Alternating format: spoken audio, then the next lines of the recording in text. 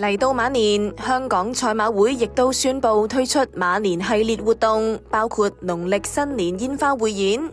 馬會話會按照傳統繼續參與新春花車巡遊同舉行馬年賽馬日，同時贊助喺年初二舉行嘅新年煙花匯演。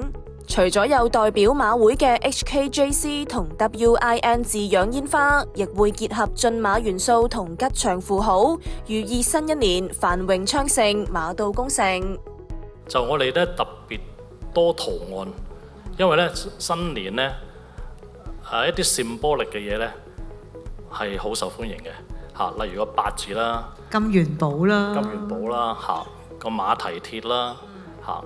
WIN 個 win 字啦，所以今年係特別多呢啲好 iconic 嘅 scene 啦，我哋所謂啊。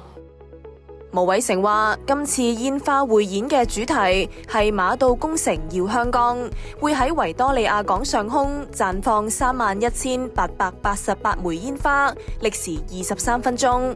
佢話今次煙花並唔會加入無人機表演，認為煙花所帶嚟嘅震撼已經夠強烈。香港賽馬會行政總裁應家柏話：馬年對馬會嚟講係一個別具意義嘅年份。Horse racing have a very, very deep roots in the community. Racing is a symbol of Hong Kong's never give up spirit, and it stands for its resilience and striving for excellence.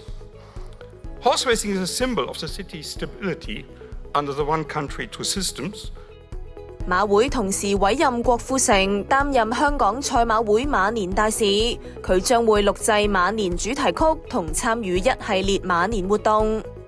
提及到新一年嘅發展，馬會就話正係邁進業務策略發展新階段，例如同國際知名建築師攜手合作，喺廣州從化興建咗一個極具標誌性嘅馬場，當中融入咗中華文化元素。10月底就會喺呢個馬場舉辦世界級常規賽馬賽事。